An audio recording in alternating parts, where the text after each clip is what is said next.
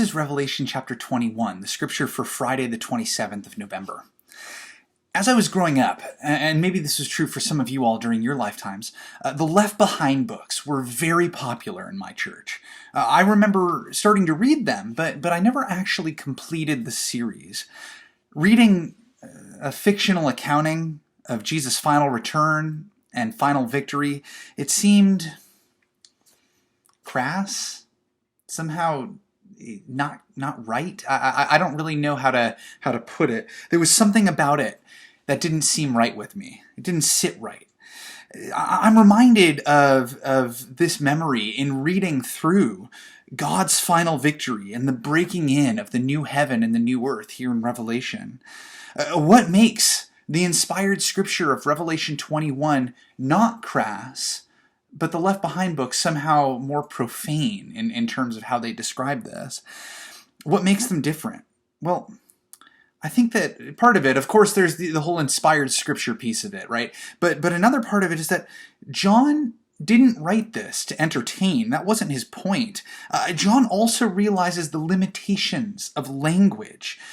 Instead of a narrative account, which it could never work to describe the new heaven and the new earth, because God's new heaven and new earth are completely beyond our mortal comprehension.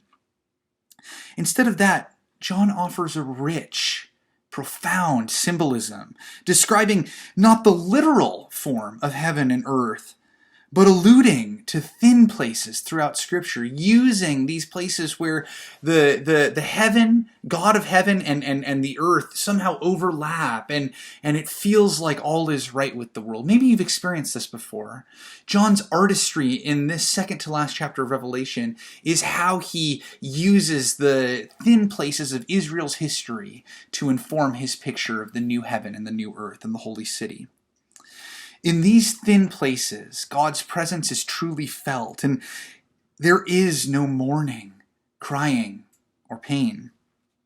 The thin places referenced here are the Garden of Eden, where God and humans walked together without any curse in Genesis 2. The vestment of the high priest with its 12 stones is the basis for the 12 foundations and gates. It designates that we can all approach God. We hear about the priestly vestments in the book of Exodus. The perfect cube of the holy city is similar to the setup of the Holy of Holies, both in the traveling sanctuary, the tabernacle, and in the temple of God. The holy city is also reminiscent of the prophecy of Ezekiel in chapters 40 through 42, where Ezekiel foretells the coming of a new temple and a new city in which God will be worshipped. By describing the holy city using these references, John isn't just capturing what it looks like, but what it feels like. These images captivate the hearts and minds of the Hebrews to whom John is writing at this time. And it fills their hearts, knowing that God has not forgotten their history. Now, the numbers here are also symbolic. Depending on your translation, verse 16 might tell you that the city is 1,500 miles in length and in width.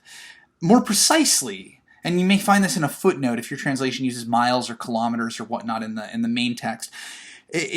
More precisely, the Greek here is that it's 12,000 stadia.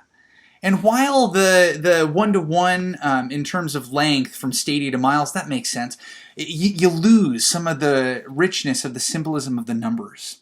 Remember, 12 is the number that's used over and over again to refer to the elect, to refer to the number of apostles, to refer to the number of tribes. This is the division of how God chooses God's people. 1,000 often refers to the absolute inclusion or completeness of something. And so 12,000 stadia means that God's city has plenty of space for all of God's people. Notice also that while God's creation began in Genesis with a garden, the new heaven and the new earth end with a city. All that was lost, all that is good that was lost in the downfall of Babylon will be restored in this holy city. And it's also important to note that God isn't anti-civilization here, right? God's vision for paradise is itself urban.